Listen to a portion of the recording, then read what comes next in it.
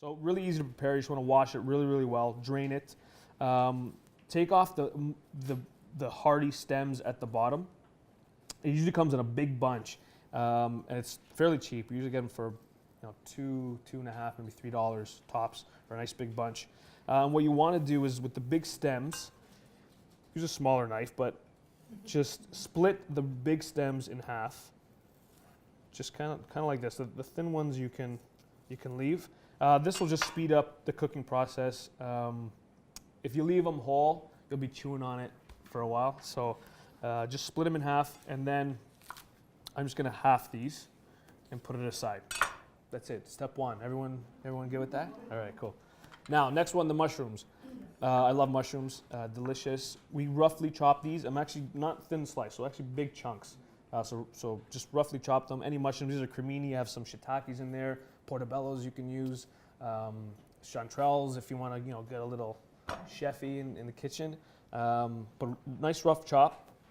And then we're going to make a simple dressing with lemon juice. I got to get a bigger cutting board, I've realized.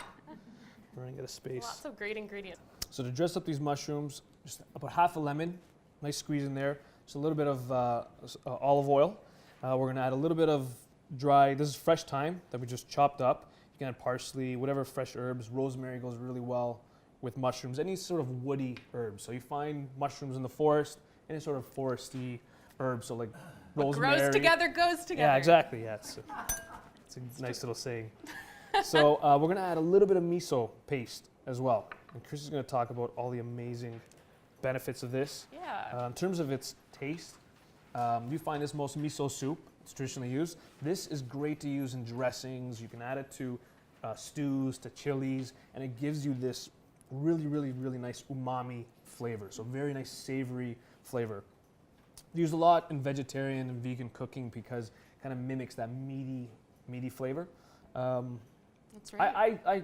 It kind of does. I think it has its own distinct, amazing flavor, but really, really nice ingredient to use. And we're just going to mix it up and add our mushrooms. So miso is a great one to include in your diet. You might be worried about the sodium though. So it is very salty. You can see Jeremy just used a really small amount in this recipe. You can also find sodium reduced versions of miso. So it's just going to be less salt, but you're still going to get, some of that potential probiotic impact. And with that in mind as well, because it's adding a little bit of that sodium, you don't need to season it with salt at this point. At the end, if you find maybe you didn't use enough and you need a little bit more, then you can season it at the end. But before it goes in, as is, you don't need to add any extra salt. So I just toss it with that dressing. It because of the thickness of the miso, it gives us this nice kind of thick coating. So that's done, and we're ready to assemble. So you can cook this in a pan. You can cook this in a baking dish. I love cooking in parchment paper. It limits the amount of dishes you have to do after, which we accumulate a lot of dishes in this kitchen, and it's always nice. Less use mess. parchment. I find I'm more likely to cook something if it's, only a couple pots involved. Perfect. So parchment paper, folded it in half, tends to curl, so it's always great to have a helper to pin it down for you.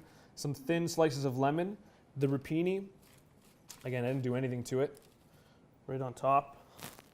And then those miso mushrooms, right on top of there. It's okay if it falls all over the place.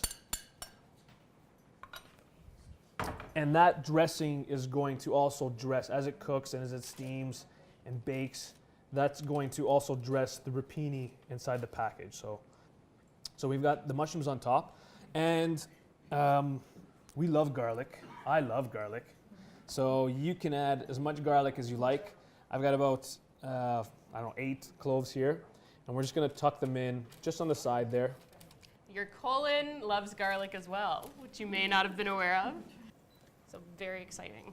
So now in our parchment paper, we've done this before with fish. It's a great way to cook fish, to gently cook protein, but for just veg as well, it works. So I'm gonna get my parchment paper, fold the top half over, and then I was horrible arts and crafts, so I'm not always the greatest at this. You can staple it if you want shut. What I take is just start off with one corner, kind of fold it like this, so it's you push it right up against your ingredients, and then just continually to fold and overlap the best you can. So it doesn't have to be pretty, right? You don't want the steam to You just don't want the escape. steam to escape. You want, because essentially what we're doing is steam baking. So we're baking it in the oven, but we're using the natural juices from some of your dressing and some of the vegetables themselves to actually steam the vegetables and everything in there. So it's a really nice clean way of cooking.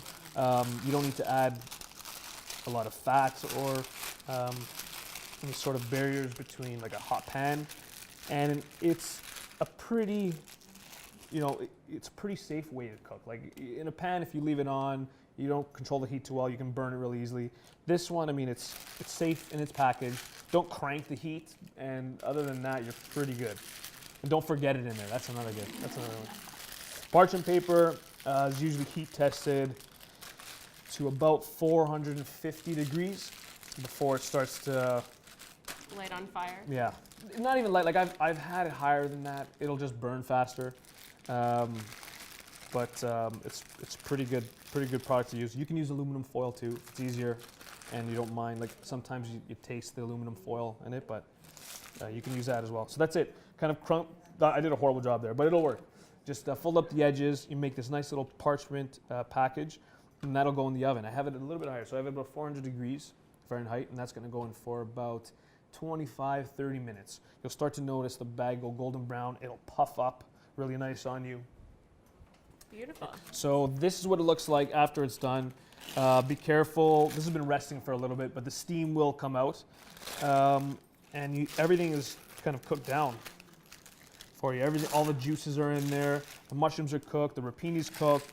The lemons become nice and like tart and jammy, which are really tasty. And the garlic, you can kind of crush it with a spoon, and if you really want to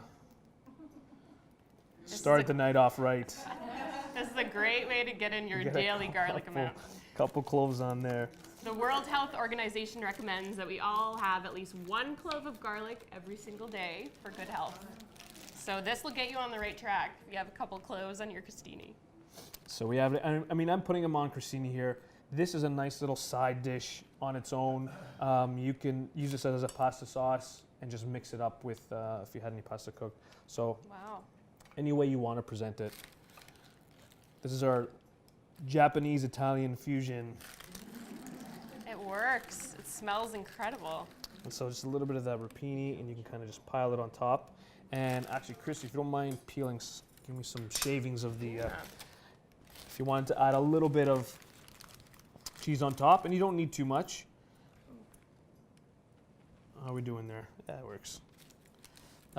We love to use stronger cheeses here, harder cheeses. The flavor goes a long way, so you don't need as much. Just a small little shaving on top.